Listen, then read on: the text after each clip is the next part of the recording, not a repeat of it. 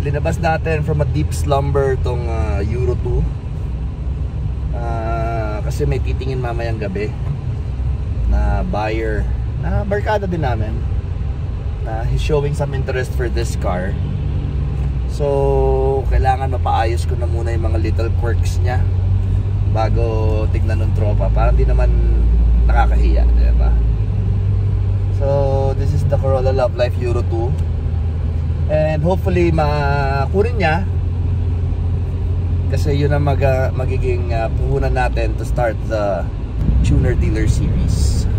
So very minor lang naman ng quirks ng kotse to, alignment, ano pa ba? Mamaya tinan natin pagdating sa shop, hindi ko na matandaan eh. So this car, the build for this car was finished siguro a year ago. Tapos tinambak yung kotse, and then siyempre pag tinambak mo yung kotse, it will incur some damage. Alam ko may maliit na dent to sa likod eh, so we'll have to address that as well para di naman nakakahiya sa barkada natin titingin ng kotse mamaya. Pero everything else runs well in this car, no? Aside from the steering, walang kalampag. It's actually sitting on the max speed coilovers, so lowered to, naka-Euro 2 yung harap, diba? Magandang kotse din. So I'm pretty sure magiging happy naman yung titingin mamaya. Vex, ayusin natin tong Euro 2 alignment natin, tapos check mo yung ABS, bakit nakailaw. Ang gagawin mo, ba't may tali ka? Align, old school. Paano ba yan? So, tingnan natin yung yung gat ng gulong. Tapos pagka toe in, toe out, nakababas eh. Hindi pa maayos dun eh, kaya nakaangat pa eh. Dapat pantay. Ayan, align na yung sasakyan. Kailangan natin i-align eh kasi layo masyado nung toe out ng passenger. So ayan, okay na siya. Yung ABS na lang, hanapin natin yung cause kaya umiilaw sa loob. Ano kaya sa kamay mo? Tumama! What a speed! Okay, so wala nang ilaw yung ABS. Yan guys, kung makita nyo, wala na oh. Yung drive na lang umiilaw. Bali nagpalit tayo ng nagpalit tayo relay, nilinis natin yung harness, ano pa ba? Yung mga socket, yung linya ng ABS, ayun, dinoble check natin lahat. Marurumil lang sila, tapos ayan, goods! Wala nang ABS, hindi na siya titigil. Wala siya preno.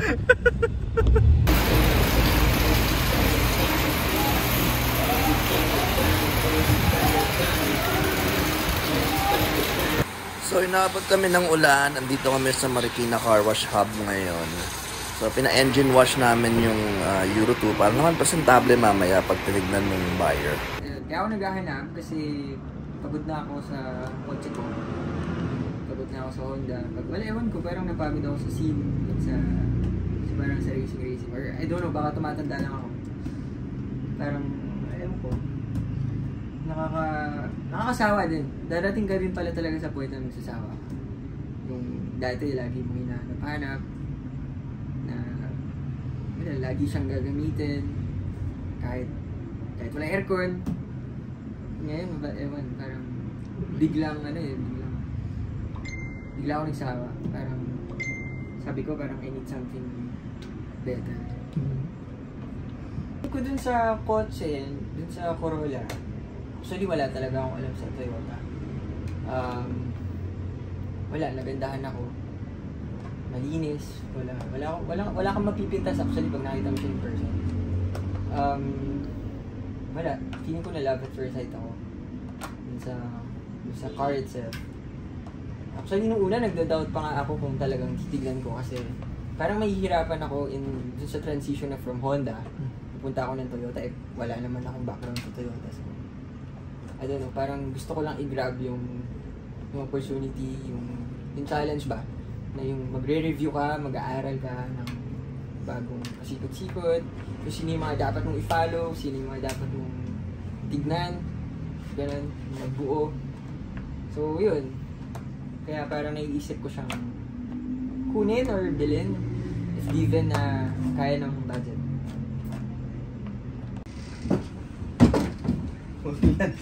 Wait, asan yung papel ng Euro 2? Bakit? Binenta ko na eh. Putang ina mo! Binenta mo! Eh, di ba sabi mo gusto magbuo? Oh. Eh, yung Euro 2 buo na, di ba? Oh. Eh, Wala na silbi sa akin. binenta ko na kay CK.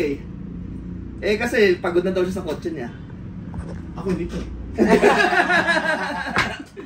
Oh, sige. Binenta ko na kay CK, tapos yung kotse niya, ibebenta na lang niya. Okay. Fast break na natin yung kotse niya ng 180. Ganun na lang ba yung halaga? Mahal pa yung goma ko. Putang ina. Hindi, magkano ba mabibenta yung kotse ni CK? Ewan ko. 200 plus. SR pa yun, di ba? Siguro pinakamasama mo na yung 200. Yung pinakamasama na yun, di ba? Fast break na yung 200, no? Oh, pinakamasama. Pero I doubt, may lamang, may pesa naman. Para masaya, di video-videoan natin. Para mapanood nila yung journey, para ma-inspire yung iba. May story. May story. Alam mo yung sa Discovery Channel, yung si Wheeler Wheeler Dealers. Yes, Yun, Wheeler ganon. Dealers. Yes. So parang Wheeler Dealers tayo, tuner dealer. Diba? Kasi mabibili natin kotse, mga tuner cars eh. Tas ayos na. Oo, kasi hindi naman natin kaya bumili Euro kasi mahal. Hindi naman natin kaya ayusin pang mga may problema yung Euro. So yung mga magsimula, mga FD-FD. At saka pag nagka-problema yung Euro, parang aayaw na tayo. Oo. Tapos na yung story. Wala na tayong story. Kakainin yung pera na. Ayaw ko na. Diba? So hopefully, magsimula tayo dyan sa Euro 2, diba? Nabenta natin Euro 2. Siguro ang goal natin, siguro in the next 1.5 years, maging ano man lang yan, maging STI, diba? Maging STI o 86. Yes, Yan, yes, no? yes. So yun. So Abangan ni CK yun. yun naman ang bibili niya. Swap na Euro 2 niya. Ibabalik niya yung Euro 2 sa atin. Yun, so nabenta namin yung Euro 2 kay CK at a very good price. Actually, good price. Hindi, parang ano na. Walang price. No, kasi kailangan mo na mabenta yung BTI. Oh. Tapos doon na i-offset. Which is, ang target lang naman natin sa Euro. Actually, presyo ako kasi yung Euro 2. Presyo ko 300. Yes, so. Actually, yun ay reasonable. Mm-hmm. Yung pagkabuo ko doon na 600, hindi, wala naman din bibili kasi ako yung gagong bumuo ng ganun. Mm-hmm. Hindi mo naman ma-justify sa ibang tao na tangina 600 yung ginastos ko dyan. Hindi nila maintindihan kasi sabihin, wala pa rin yan. Stock pa rin yung makina niyan. Diba? Sabihin, tangina, pakialam ko 100,000 yung interior mo. Wala. Doesn't make sense eh. So, reasonable yung 300.